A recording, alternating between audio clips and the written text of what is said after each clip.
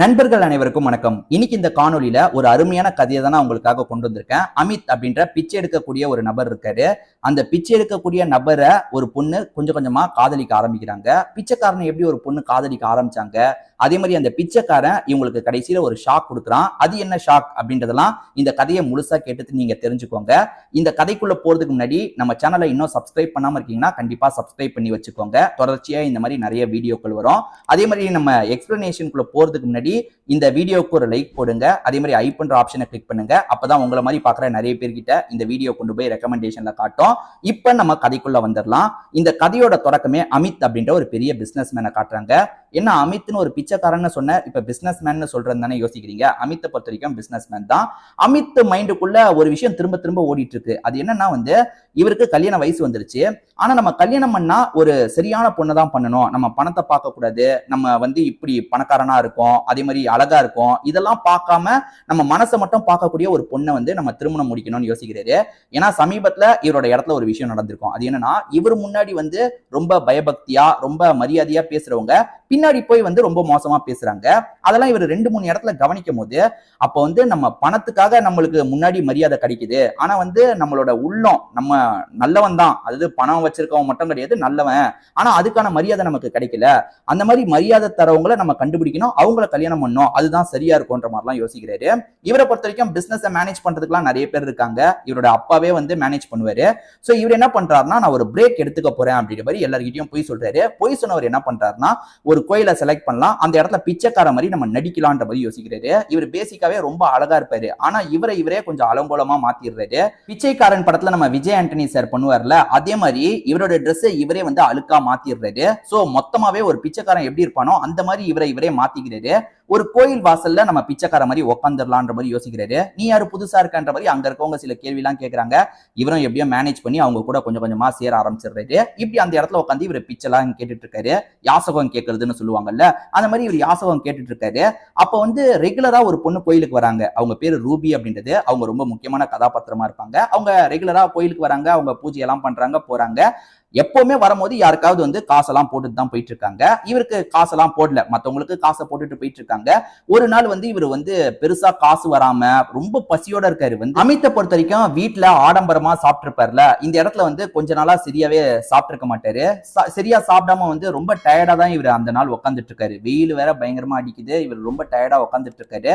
எப்பவுமே ரூபி மத்தவங்களுக்கு காசை போட்டுட்டு போயிடுவாங்கல்ல, இந்த வாட்டி இவரை கவனிக்கிறாங்க. இவர் ரொம்ப டயர்டா இருக்கிறத ரூபி கவனிக்கிறாங்க. ரூபி என்ன பண்றாங்கன்னு பாத்தீங்கன்னா, கொஞ்சம் சாப்பாடு மாதிரி இவர்கிட்ட தராங்க. பிரசாதம் மாதிரி வாங்கியிருப்பாங்க. இதை தாண்டி வேற சில விஷயங்கள், பழங்கள் மாதிரி இருக்கிறதெல்லாம் இவர்கிட்ட தராங்க. இவருமே ரொம்ப ஆச்சரியப்படுறாரு. எப்பவுமே மத்தவங்களுக்கு தந்துட்டு போவா, என்ன இன்னைக்கு நமக்கு தந்திருக்கான்ற மாதிரி யோசிக்கிறாரு. சரி, இவர் வேற செம்ம பசியில இருக்காருல, சாப்பிடலாம் அப்படின்ற மாதிரி வேகமா சாப்பிட ஆரம்பிக்கிறாரு. இவங்களுக்கு நன்றின்ற மாதிரி கையை கூப்பி நன்றி எல்லாம் சொல்லிட்டு இருக்காரு. அவங்களுமே சாதாரணமா சிரிச்சுட்டு அங்க இருந்து கிளம்பிடுறாங்க. அடுத்தடுத்த நாள் ரூபி வரும்போது இவருக்கும் கொஞ்சம் காசெல்லாம் போட்டுட்டு இருக்காங்க. இவருமே அந்த காசெல்லாம் வாங்கிக்கிறாரு.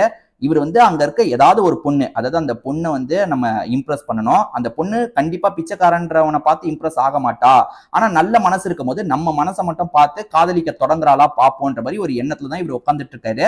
சோ அந்த மாதிரி ரூபின்ற பொண்ணு மேல இவரோட பார்வை திரும்ப ஆரம்பிக்குது. இந்த பொண்ணு நம்ம காதலிச்சா என்ன, இந்த பொண்ணை பத்தி நம்ம கொஞ்சம் கொஞ்சமா தெரிஞ்சுக்கலாம் அப்படின்ற மாதிரிலாம் யோசிக்கிறாரு. இப்ப அந்த பொண்ணு இருக்காங்க பாத்தீங்களா, ரெகுலரா வரும்போது இவருக்கு காசெல்லாம் தந்துட்டு போறாங்க. அமித்தை பொறுத்த வரைக்கும் ஆளு ரொம்ப ஹெல்த்தியா தான் இருக்காரு. இப்படி ஹெல்த்தியா உடம்ப வச்சுக்கிட்டு பிச்சை எடுக்கிறத பார்த்தா சில திட்டுவாங்க பாத்தீங்களா, அந்த மாதிரி ஒருத்தர் கோயிலுக்கு வந்திருப்பாரு. அவருமே இவன் என்ன ஹெல்த்தியா இருக்கான், இவன் எதுக்காக இந்த வேலையெல்லாம் பண்ணிட்டு இருக்கான்ற மாதிரி சட்டுன்னு கோவம் வருது. அந்த கோவத்துல பயங்கரமா திட்டுறாரு அமித்தை. உனக்கெல்லாம் கை கால் நல்லா தானே இருக்கு, நீ எதுக்காக பிச்சை எடுக்கிறதுக்காக உட்காந்துட்டு இருக்க, வயசானவங்க உட்காடுறாங்கன்னா அதுல கூட ஒரு நியாயம் இருக்கு, நீ எதுக்காக உட்காந்துட்டு இருக்க, எந்திரிச்சு போடான்ற மாதிரி ஒரு ஸ்டேஜ்ல அடிக்கிறதுக்கே வராரு. அப்படி அடிக்கிறதுல கொஞ்சம் காயம் எல்லாம் ஏற்படுது. அந்த சமயம் பார்த்து ரூபி கோயிலுக்கு வந்திருப்பாங்க. அவங்களுமே இந்த விஷயத்த பாக்குறாங்க. பார்த்தவங்க அந்த அண்ணனை கண்ட்ரோல் பண்றாங்க. அவருக்கிட்டையும் சில நியாயம் இருக்கு, அந்த அண்ணன் கிட்டயும் சில நியாயம் இருக்குன்னு நினைச்சாலும் என்ன சொல்றாங்கன்னா, அண்ணன் ஒவ்வொருத்தரோட சூழ்நிலை ஒவ்வொரு மாதிரி, இவருக்கு என்ன கஷ்டம் நமக்கு தெரியாது, அதாவது உடல் ரீதியா ஏதாவது பாதிப்பு இருக்கலாம், அப்படி இல்லைன்னா மன ரீதியா ஏதாவது பாதிப்புல இருக்கலாம், அதனால இவங்களை வந்து நீங்க இப்பெல்லாம் பண்ணாதீங்கன்னா போங்கன்னும் போது அவருமே ஒரு ஸ்டேஜ்ல வந்து சரின்ற மாதிரி கிளம்பிடுறாரு. ஆனா அவர் அடிச்சதுல வந்து அமித்துக்கு கொஞ்சம் காயெல்லாம் ஏற்பட்டுச்சுல, கவலைப்படாதீங்க அப்படின்ற மாதிரி இவங்களுமே வந்து அந்த காயத்துக்கு என்ன ஏதுன்ற மாதிரிலாம் பாக்குறாங்க. பக்கத்துல கடை இருக்கு பாத்தீங்களா, அங்க இருந்து தேவையான மருந்தெல்லாம் வாங்கிட்டு வந்து இவங்க வந்து ட்ரீட்மெண்ட் மாதிரி தந்துட்டு இருக்காங்க. இதெல்லாம் பக்கத்துல இருக்க மத்த பிச்சைக்காரங்களும் பாக்குறாங்க. என்ன இந்த பொண்ணு பிச்சைக்காரன் கூட பார்க்க மாட்டா, இந்த உதவிலாம் செய்யறாளேன்ற மாதிரி எல்லாருமே ஆச்சரியப்படுறாங்க. அதே மாதிரி அந்த உதவியை வாங்குற அமித்துக்கு ரொம்ப ஷாக்கிங்கா இருக்கு. என்னன்னா நம்ம இந்த மாதிரி ஒரு பிளான் வச்சு வந்தோம், அந்த பிளான்லாம் நடக்குமான்னு நமக்குள்ளேயே நிறைய கேள்வி இருந்தது. ஆனா ஒரு பொண்ணு நமக்காக உதவி செய்யறாளே, அதாவது நமக்காக பேசுறாளே அப்படின்ற மாதிரி இவருமே யோசிக்கிறாரு. இவருக்கு கொஞ்சம் கொஞ்சமா அந்த பொண்ணை பிடிக்கவே ஆரம்பிச்சிருது. ரெகுலரா அந்த பொண்ணு வராங்க, இவர் லைட்டா ஸ்மைல் எல்லாம் பண்றாரு. அந்த பொண்ணுமே பதிலுக்கு ஸ்மைல் பண்ணிட்டு அங்க இருந்து போறாங்க. சோ இப்ப போக போக அந்த பொண்ணு வந்து கொஞ்ச நேரம் படிக்கட்டுல உட்காடுறாங்கன்னா இவர் பக்கத்துல போய் பேசுறாரு. அவங்களுமே நல்ல விதமா பேசிட்டு இருக்காங்க. அப்படி பேசிட்டு இருக்கும்போது அவங்களுமே, நீங்க எதனால இப்படி மாறிட்டீங்க, நான் இப்ப சமீப நாட்களா தான் உங்களை பாக்குறேன், நீங்க எதனால இப்படி மாறிட்டீங்க, உங்க குடும்பத்துல ஏதாவது ப்ராப்ளமா, பேரண்ட்ஸ் எல்லாம் இறந்து போயிட்டாங்களா, ஏதாவது உங்களுக்கு பிரச்சனையா அப்படின்னு கேட்கும்போது இவரை பொறுத்த வரைக்கும் என்ன சொல்றதுன்னே தெரியல. வந்து உண்மையை இவர் சொன்னா மாட்டிப்பாரு, உண்மையை சொல்லக்கூடாது, வேற ஏதாவது சென்டிமெண்டா ஒரு கதையை சொல்லணும்ன்ற மாதிரி இவர் பொய்யா ஒரு கதையை சொல்றாரு. என்ன சொல்றாருன்னா, என்னோட பேரண்ட்ஸ் இறந்து போனதுக்கு அப்புறம் என்னோட சொந்தக்காரங்க என்கிட்ட இருக்க காசு எல்லாத்தையும் ஏமாத்தி புடுங்கிட்டாங்க, என்ன பண்றதுன்னு தெரியல, அங்க இங்க அலைஞ்சேன், கடைசியில இங்க வந்து உட்காந்துட்டேன் அப்படின்ற மாதிரி பொய்யா ஒரு கதையை சொல்லிட்டு இருக்காரு. அவங்களுமே அதை நம்புறாங்க. கவலைப்படாதீங்க எல்லாம் சரியாயிடும் அப்படின்ற மாதிரி சொல்லிட்டு இருக்காங்க. அதே மாதிரி என்ன சொல்றாங்கன்னா, நீங்க இங்க உட்கார்றதுக்கு வேற ஏதாவது வேலை பார்க்கலாம்ல, அது மூலியமா கொஞ்சம் காசு சேர்த்தீங்கன்னா நீங்க ஒரு வீட்டை எடுத்து கூட தங்கலாம், நிம்மதியான ஒரு வாழ்க்கையை வாழலாம்ன்ற மாதிரி சொல்றாங்க. கண்டிப்பா அதையும் பண்றன்ற மாதிரி இவருமே அவங்களுக்கு ஏத்த மாதிரி பேசிடுறாரு. இப்படி அடிக்கடி ரூபி வந்து இவர்கிட்ட பேசிட்டு இருக்காங்கல்ல, ரூபி கொஞ்ச நாளா வரமாட்டாங்க. இவருக்கு ஒண்ணுமே புரியல. வந்து என்னடா இது ரூபி கொஞ்ச நாளா வரல, என்னவா இருக்கும் அப்படின்ற மாதிரி இவரும் யோசிக்கிறாரு. இப்ப இவர் என்ன பண்றாருன்னா, பிச்சைக்காரர் மாதிரி தான் இருக்காரு. இவரே வந்து போய் ரூபியை பத்தி எல்லாம் விசாரிக்கிறாரு. அப்பதான் ரூபியோட அப்பா உடல்நிலை ரொம்ப மோசமா இருக்கு, உடனே ஆபரேஷன் பண்ணுன்ற நிலைமையில இருக்காரு, அதனால தான் அவங்க கொஞ்ச நாளா கோயில் பக்கம் வரல, வீட்லயே கவலைப்பட்டுக்கிட்டே உட்காந்துட்டு இருக்காங்கன்னு தெரிய வருது. சோ இதை தெரிஞ்சுக்கிட்டு இவர் என்ன பண்றாருன்னா, நம்ம வேஷத்தை கலைக்கிறதுக்கான நாள் வந்துருச்சு, கலைச்சிடலாம்னு நினைக்கிறாரு. ஏன்னா இவரை பொறுத்த வரைக்கும் ஒரு பொண்ணை கண்டுபிடிக்கணும், அதாவது நம்ம மனசை மட்டும் பார்க்கக்கூடிய ஒரு பொண்ணை கண்டுபிடிக்கணும், அதுக்காக தான் இந்த வேஷம் எல்லாம் போட்டிருப்பாரு. இதுக்கப்புறம் இந்த வேஷம் தேவையில்லைன்னு கலைச்சிடுறாரு. கலைச்சவர் என்ன பண்றாருன்னா, இவரோட காரோட அந்த வீட்டுக்கு வராரு. வந்தவர் என்ட்ரி கொடுக்கறத பார்த்தோன்னே ரூபி ஷாக் ஆயிடுறாங்க. பிச்சைக்கார மாதிரி இருந்தா இவன் என்ன இப்படி வரான்னும் போது இவருமே வந்து ஒவ்வொரு விஷயமா புரிய வைக்கிறாரு. அதை வந்து நான் நடிக்கிறதுக்காக தான் இப்படி பண்ணன்ற மாதிரி சொல்றாரு. இதுலயே ரூபி செம்ம அப்செட் ஆயிடுறாங்க. அப்ப இவ்வளவு நாள் இவன் வந்து நம்ம கிட்ட ஏமாத்தி தான் பழகிருக்கானான்ற மாதிரி யோசிக்கிறாங்க. ஏன்னா ரூபி வந்து இவர் பிச்சைக்காரர்ன்றதெல்லாம் ரொம்ப யோசிக்காம இவரை வந்து நம்ம லைஃப்ல வந்து வேற மாதிரி மாத்தலாம், அது ஒரு வேலைக்கு அனுப்பலாம், அதுக்கப்புறம் இவரை வந்து நம்ம காதலிச்சாலும் தப்பில்லைன்ற லெவலுக்கு எல்லாம் யோசிச்சிருப்பாங்க. ஆனா இவர் நம்மளை ஏமாத்தி இருக்காருன்னு தெரிஞ்சோன்னா உடஞ்சு போயிடுறாங்க. இவருமே உன்னோட அப்பாவுக்கு உடம்பு முடியல, அதனால தான் நான் இந்த மாதிரி வேஷத்தை கலைச்சிட்டேன் வந்தேன், உன் அப்பாக்கான எல்லா செலவையும் நான் பாத்துக்கிறேன்ற மாதிரி சொல்றாரு. ஆனா இவங்க இருக்காங்கல்ல பயங்கரமா கோவப்படுறாங்க. இதெல்லாம் என்னால ஏத்துக்கவே முடியாது, நீ முதல்ல இங்க இருந்து கிளம்பு அப்படின்ற மாதிரி அமித்தை இங்க இருந்து வேகமா அனுப்பி விடுறாங்க. என்ன இவன் அனுப்பி விட்டுட்டா அப்படின்ற மாதிரி அமித்தும் ஒரு பக்கம் வருத்தப்படுறாரு. அடிக்கடி இவங்களை பாக்குறாரு, சமாதானப்படுத்துறதுக்கு ட்ரை பண்றாரு. ஆனா நீ பண்ண இந்த விஷயத்த நான் மன்னிக்கவே மாட்டேன், தயவு செஞ்சு இதுக்கப்புறம் என் மூஞ்சில முழிக்காத அப்படின்ற மாதிரி இவங்களுமே கோவப்பட்டு பேசுறாங்க. அடுத்து அமித்துக்கு என்ன பண்றதுன்னு ஒண்ணுமே தெரிய மாட்டேங்குது. அமித் இருக்காரு பாத்தீங்களா, இவரோட பேரண்ட்ஸ் கிட்ட எல்லா விஷயத்தையும் சொல்லிடுறாரு. எனக்கு ரூபியை ரொம்ப பிடிச்சிருக்கு, நான் அவளதான் கல்யாணம் பண்ணிக்கணும்னு ஆசைப்படுறேன் அப்படின்ற மாதிரிலாம் சொல்றாரு. இப்ப இவரோட பேரண்ட்ஸை கூட்டிட்டு ரூபியோட பேரண்ட்ஸை பாக்குறதுக்காக வந்துடுறாரு.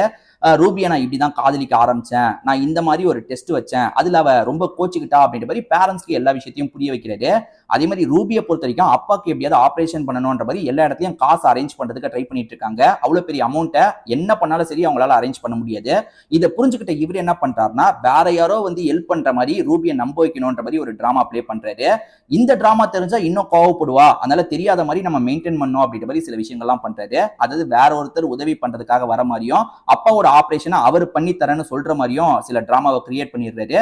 ரூபியும் வந்து சரி இது எதர்ச்சியா தான் நடக்குது போல அப்படின்ற மாதிரி யோசிக்கிறாங்க. சோ அப்பாவோட ஆபரேஷன் நல்லபடியா முடிஞ்சிருது. ஆனா போக போக தான் இதுக்கு பின்னாடியும் அமித் தான் இருக்காருன்றது தெரிய வருது. இவங்களுக்குள்ள கோவம் வருது. அதே மாதிரி அமித் நமக்காக திரும்பி திரும்பி வராரு, நம்ம அப்பாக்காக இவ்வளவு பண்ணணும்னு நினைக்கிறாரு, நம்ம ஏத்துக்க மாட்டோம், நார்மலா கேட்டா ஏத்துக்க மாட்டோன்றதுக்காக தான் இந்த மாதிரி பண்ணிருக்காரு, அவர் பண்ணதுலயும் தப்பு இல்லைன்ற மாதிரி அவர் சைட்ல இருக்க சில நியாயத்தையும் யோசிக்கலாம் ஆரம்பிக்கிறாங்க. இதே சமயம் வந்து மகேஷ் அப்படின்ற ஒருத்தர் இருக்காரு. அவரை பொறுத்த வரைக்கும் இந்த அமித்தோட அப்பா பார்ட்னரா இருப்பாரு. அவருக்கு ஒரு பொண்ணு இருக்காங்க. அந்த பொண்ணை எப்படியாவது அமித்துக்கு கல்யாணம் பண்ணி வைக்கணும் அப்படின்ற மாதிரி அவர் கணக்கெல்லாம் போட்டுட்டு இருக்காரு. ஆனா அவருக்கு ரூபியோட விஷயமும் தெரிய வருது. இருந்தாலும் வந்து ரூபியோட விஷயம் இப்ப ஒரு குழப்பத்துல இருக்கும் போது நம்ம பொண்ணை எப்படியாவது கட்டி வச்சிடலாம் அப்படின்ற மாதிரி பிளான போடுறாரு. அமித் இருக்காரு பாத்தீங்களா, நேரடியாவே மகேஷ் கிட்ட சொல்லிடுறாரு, எனக்கு ரூபின்ற ஒரு பொண்ணு தான் பிடிச்சிருக்கு, நான் கல்யாணம் பண்ணிக்கிட்டா அவ்வளவுதான் பண்ணிப்பேன்ற மாதிரி சொல்றாரு. இதுல மகேஷ்க்கு பயங்கர கோபம். ரூபின்ற பொண்ணை இவன் லவ் பண்ணிட்டு இருக்கானா, ரூபியை பத்தி தப்பு தப்பா இந்த ஊர் மக்களை பேச வைக்கணும்ன்ற மாதிரி ரூபியை பத்தி அவதூறு எல்லாத்தையும் இவர் பரப்புறாரு. அவதூறு பரப்புறதுனால எல்லாருமே வந்து ரூபின்ற பொண்ணை பத்தி தப்பு தப்பா பேசிட்டு இருக்காங்க. இது எல்லாமே நம்ம அமித்துக்கும் தெரிய வருது. இதுல கண்டிப்பா மகேஷோட இன்வால்மெண்ட் இருக்க வாய்ப்பு இருக்கு அப்படின்ற மாதிரிலாம் யோசிக்கிறாரு. சோ இவர் விசாரிக்கும் போது மகேஷோட இன்வால்மெண்ட் இருக்கிறது தெரிஞ்சிருது. மகேஷை விடக்கூடாது அப்படின்ற மாதிரி பயங்கரமா கோவப்பட்டு இருக்காரு. மகேஷை எல்லா பக்கமும் தேடிட்டு இருக்காரு. இந்த சமயம் மகேஷ் ஆளுங்களை வச்சு வேற ஒரு பிளான் பண்றாரு. அந்த ரூபின்ற ஒருத்தி இருந்தா தானே என் பொண்ணை இவன் கல்யாணம் பண்ணிக்க மாட்டான், அந்த ரூபியை இல்லாம பண்ணிட்டா அந்த ரூபியோட கதையை முடிச்சிருங்கன்ற மாதிரி ஆளுங்க கிட்ட சொல்றாரு. இந்த விஷயமும் அமித்துக்கு தெரிய வருது. எப்படியாவது இந்த சூழ்ச்சியை தடுக்கணும் அப்படின்ற மாதிரி யோசிக்கிறாரு. ஆளுங்க அட்டாக் பண்றதுக்காக போயிட்டு இருக்காங்கல்ல, எப்படியாவது தடுக்கணும்ன்ற மாதிரி இவரும் வேக வேகமா அந்த இடத்துக்கு வராரு. ஏறக்குறைய ஆளுங்க வந்து ரூபி அட்டாக் பண்றதுக்கான முயற்சியில இருக்கும் போது இவருமே அந்த இடத்துக்கு வந்து அந்த விஷயத்தெல்லாம் தடுக்க ஆரம்பிக்கிறாரு. அதாவது சூழ்ச்சி பண்ணி ரூபியை ஒரு தப்பான விஷயத்துல மாட்ட வைக்கிறது தான் அந்த ஆளுங்களோட பிளானா இருக்கும். அட்டாக் பண்றதை தாண்டி ஒரு தப்பான விஷயத்துல மாட்ட வைக்கிறது தான் பிளானா இருக்கும். இவர் சரியான நேரத்துல அந்த இடத்துக்கு வந்துடுறாருல, ரூபி அதுல இருந்து காப்பாத்திடுறாரு. ரூபியுமே அந்த விஷயத்தை கவனிக்கிறாங்க. அதாவது இவர் தான் வந்து அதுல இருந்து காப்பாத்திருக்காரு, நம்ம பெரிய பிரச்சனையில சிக்கிருப்போன்றது உங்களுக்கு புரிய வருது. இதுக்கு பின்னாடி மகேஷ் இருக்கிறதும் இவருக்கு தெரியும்ல, அந்த மகேஷை மாட்டி விடுறதுக்கான வேலையெல்லாம் பண்றாரு. சோ மகேஷ் தப்பு பண்ணது எல்லாருக்குமே தெரிய வருது. அவரை வந்து போலீஸுங்களுமே கைதெல்லாம் செஞ்சுட்டு இருக்காங்க. இவர் ரூபிக்காக நிறைய விஷயங்களை பண்றாரு. நடுவுல ஒருத்தன் பூந்து எல்லாத்தையும் கெடுக்க பார்த்திருக்கான். இது எல்லாமே ரூபிக்கு தெரிய வருதுல, நமக்காக ஒருத்தன் இவ்வளவு இறங்கி வரான், அவன் வந்து நம்ம கிட்ட ஏமாத்தி பழகுனது தப்பு தான், இருந்தாலுமே வந்து இவ்வளவு நம்ம கிட்ட மன்னிப்பு கேட்கறான்ல, நம்ம மன்னிச்சிடலான்ற மாதிரி யோசிக்கிறாங்க. ஒரு ஸ்டேஜ்ல ரூபியும் மன்னிச்சிடுறாங்க. சோ இப்ப ரெண்டு பேரோட வீட்டை சேர்ந்தவங்களும் பேசுறாங்க. அப்படி பேசினவங்க ரெண்டு பேருக்கும் கல்யாணம் பண்ணி வச்சிடலாம்னு முடிவெடுக்கிறாங்க.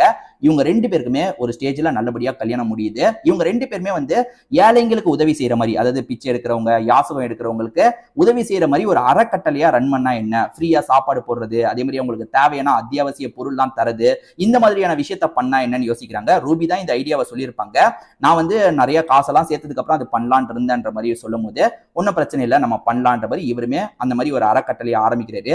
அது மூலியமா நிறைய பேருக்கு இவங்க ரெண்டு பேரும் சேர்ந்து உதவி செய்யறாங்க. இவங்க ரெண்டு பேர் சேர்ந்து சந்தோஷமா ஒரு வாழ்க்கையும் வாழ்றாங்க. இதோடயே இந்த கதை முடியுது. கண்டிப்பா இந்த கதை உங்க எல்லாருக்குமே பிடிச்சிருக்கும்னு நம்புறேன். திரும்பி வேற ஒரு கதையில சந்திக்கலாம். அதே மாதிரி இந்த கதை பிடிச்சிருந்ததுன்னா நம்ம சேனலை மறக்காம சப்ஸ்கிரைப் பண்ணி வச்சுக்கோங்க. நன்றி.